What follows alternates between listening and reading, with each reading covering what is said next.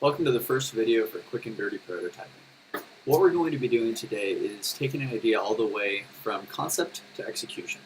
We're going to be trying to raise up my nightstand so it's a little bit higher and closer to the level of the bed. We're going to be measuring it, we're going to be drawing this out in Fusion 360, making our model there. Going to be chopping it up in Cura and translating it from a 3D image into something that our 3D printer can actually digest. And then we're going to print it, make sure it all fits, and hopefully it'll be a quick one and done. So what we're trying to solve here today is that the nightstand is way below the height of the bed, which makes it kind of annoying if you're just trying to reach over and grab something because you have to roll all the way over and kind of fumble around down below to get to it. So it shouldn't be particularly bad. It's just a nightstand that came from, I think, Target. And at the bottom here, we've got these little standoffs that keep it off the ground. And so all we're going to do is print basically a spacer cup that sleeves right over the edge of this, off the standoff, and it's just going to elevate it up. So it should be a pretty good place to kind of start to get this print going and to get this as close to kind of bed level as possible. All right, let's go see how we're going to do this. So the first thing that we had to do is we wanted to start designing these standoffs for the nightstand is we had to take some measurements. And what we found was that the standoffs on the bottom are 34.3 millimeters wide and long. And they are sticking out of the bottom of the nightstand about 38 millimeters. So we might not have to sleeve that whole thing, but it's a good number to know. And then the most important number is how high do we actually want to get it? And measure that we will want this to stick up somewhere in the range of 7 to 9 inches, kind of depending on how much the mattress is going to compress in the topper and all those sorts of things. So we're going to use that as a starting point, but then we also have to keep in mind that there's going to be limitations within the printer. We can't just make things as big as we want because we're constrained by how big the printer actually is. So the way that we're going to do this is we're going to start off by creating a sketch. Start going from top to bottom. And the first thing is that I want to make just an initial box that's going to be the overall inner diameter of this print. And so we said it was 34.3 millimeters wide and long. So let's make it just a little bit wider. Let's go 34.5 on both sides.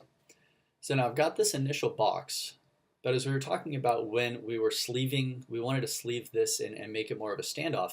This box is the same size as that square piece of plastic that we saw originally. So we need it to be even bigger than this to fit over this 34.5 millimeter box.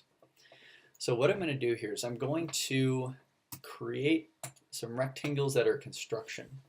And I'm doing this to help guide me to making walls that are 3 millimeters thick.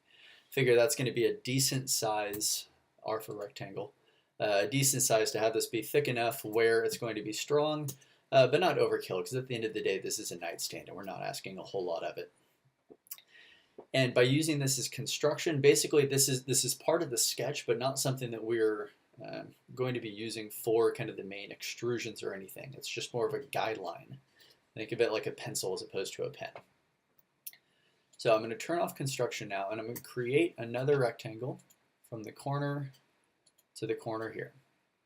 And now by doing that, what I have is we have this inner box here that is, again, the same size as that standoff that we want to extend. And then we're going to have a 3 millimeter border around the whole outside to fit on over the existing part and then make it even bigger. So now I'm going to stop this sketch, and right now a sketch by itself is a two-dimensional object. So this doesn't actually have any depth or actual size to it at all. And so now from here we want to take this and actually make it three-dimensional. And the way we're going to do it is I can either press E or I can go to Create, Extrude. Now what Extrude does is it takes a two-dimensional object from a sketch and turns it three-dimensional. And so first thing we'll do is we'll take this outside border and let's make that sleeve that's going to fit on over the existing standoff. And we said that it was how high was that? It was 30 something millimeters, 37 millimeters tall. but we really don't need the whole thing. Again, this is not going to get shuffled around a whole lot. So maybe we'll make this 20 millimeters high. And that's going to be, again, this piece that fits on over the existing standoff. Now that's fine, but the second piece of this is what about the actual part that's making, that's doing the raising. And we mentioned that we wanted the standoff and the overall height that we're doing this for to be about 7 to 9 inches. But I went and actually measured the max height that this printer can print, and it's about 6.5 inches, which is 165 millimeters. So that's the overall length that we're going to get. And so I think this is just going to be good enough as far as the height goes, just because we don't want to obviously buy a whole new printer just to make a new standoff for our nightstand. So the overall print height that we can get is going to be 165 millimeters, and of that we have already taken 20 by this sleeve, which means we've got another 145 millimeters to work with. And I'm going to go for 140 just so we don't end up with any chance of running up against the top of this print. So what I first want to do is I'm going to click on this drop down from my sketches. And right now this little light bulb is turned off. This means that it's not showing us the sketch that we created. Once I click it, you can see the color changes here. And that's because the kind of orangish yellow of this sketch is back. And now that's what we can extrude. So again, we're going to go E for extrude, and we're going to select both this outer sleeve and the center piece. And how big are we going to make this? -140. And the reason we're doing it negative is because everything is starting from this sketch right here. And we went plus 20 to build this sleeve, but now we want to go down the other direction to actually make the standoff. And now we can see all of this is going to be casually infilled kind of dead space, which is going to be raising up our footrest. And then this is going to be the part that is actually sliding over the footrest to affix the two pieces together. So from the Fusion side, first we should save this off. Call this nightstand extension riser. And let's put it in our master. I'll save this off. Now from here we're done with Fusion. The last thing that we need to do is just take this, we need to take this drawing and actually turn it into an STL. Now an STL is the 3D drawing that is going to be then translated into the coordinates that the printer will use to make this print. So click on Save as STL. It's going to do the whole thing. Click on OK. And say we want to call this Nightstand Riser V1 and just save it in my 3D printing directory. All right, so we're done with Fusion now. Now we need to go on over to Cura to decide how we're actually going to print this. And eventually we're going to need 4 of these for the 4 corners of that stand. But for starters, we'll just start with 1. Just in case something goes wrong, it's better to test first and then run kind of the mass batch once we're done after that. So I'm over here in Cura, and first thing we need to do is import that STL. Open 3D printing, import my riser. And you can see that this came and printed sideways, or this is oriented sideways. And while we could do this, whenever we're creating a new print, we always want to do it in the kind of the cleanest way possible, but also with the least amount of support. And right now on this corner over here, there's that overhang for the sleeve. And it's going to be a bunch of wasted plastic if we end up making this and don't need all of that extra plastic. So instead I'm going to rotate this 90 degrees. And this is going to print straight up and down. And this is going to print basically the same way that it's going to be oriented when it's on that nightstand. Now we don't need really any support because we don't have any overhangs within here. And so the only 2 things I'm going to do is I'm going to create just a bit of a brim, which is going to print basically an extra layer of touching plastic right along the bottom, just to give it a little extra surface area to make sure that it's sticking onto the build. I'm not really worried that this is going to be an issue with adhesion, but this is going to be a 12-hour print, and so might as well take a little bit extra caution and make sure that we get it right. And then the last thing that I want is I want to add a little bit of infill, because again, we don't just want a hollow box for the standoff. We want at least a little bit to give it a little extra stability. Let's go with 8%. Now by doing this, we now are going to have less of an empty kind of bottom piece here. The infill layer thickness, we can pump this up to let's do 0.2 millimeters here. So it's going to be twice as thick as my overall layer height. Actually, with that too, let's bump up the layer height. Print a lot of times at 0.1 millimeter layer height just because it's going to make much smoother, much prettier prints.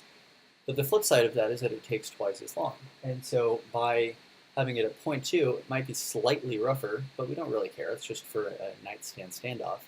And so this is going to be good enough. So I'm going to save this. Call it Nightstand Riser V1. Save. Now, the last thing that we need to do is take this G-code that Kira has created and send it to our printer. So I'm going to go over to Octoprint, which is running on my Raspberry Pi, which is how we're controlling this printer. I'm going to go to Upload, 3D Printing. I'm going to look for a riser, which I put in the wrong directory. I'm going to select this, and then we're going to start. So I'll watch a time lapse now of this coming along, but we'll check back in, let's say, about 6 or 7 hours to see how this is coming along, and then if that works, we will print the other ones.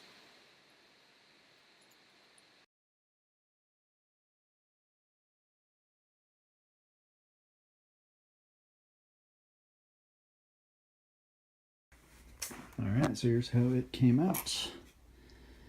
So each piece, again, has the kind of dip in the middle that the foot is going to go into. 4 uniform ones. Let's see how much higher we can get this. Fitment is pretty good.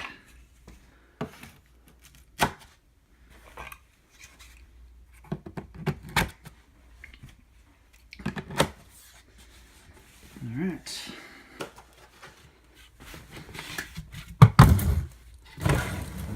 Ooh, love that. Nice. Much higher, much easier to store stuff on. Quick and dirty. Hey everyone. So a couple things in wrap up on this nightstand riser. First, I was showing this to my buddy, and they were asking about the design and why I went with the sleeve as opposed to creating a whole new foot. And so for that, I wanted to show this. It looks like there would be a screw that goes in the middle here that affixes it onto the bottom of the stand, but in reality, over on the top, this actually helps orient it into the base of that bottom piece of wood. And then there's threads on the inside of this that actually hold it in place. And while I could have drawn that, didn't really want to, didn't want to have to get into it, wanted to keep this piece as kind of simple and quick to draw as possible. And then second of all is that, again, we were dealing with that overall height. And if we added this much extra to the top here, would have had to take off that much on the bottom. And considering the goal of this is to make it as high as possible, really needed to maximize this and get it as high as I could. Next, there's going to be a bunch of links in the description with the hardware I'm using, both on the measuring side, on the printer, plastic, all of that. The software for the Octoprint and the Cura, I'll include some of those settings as well. And then also the nightstand if you want it, and some extra tutorials from another YouTuber named John Saunders and his shop/channel called NYC CNC. It's where I learned my initial fusion skills, and it's a fantastic place to get started if you are planning on doing a lot more fusion drawing. So if you guys have any other questions or comments, please put it in the comments below. And if you have any other things that you want me to draw up, I'm always looking for new ideas, so please send it over. And in the meantime, subscribe, and we'll be adding more frequently. Have a good day.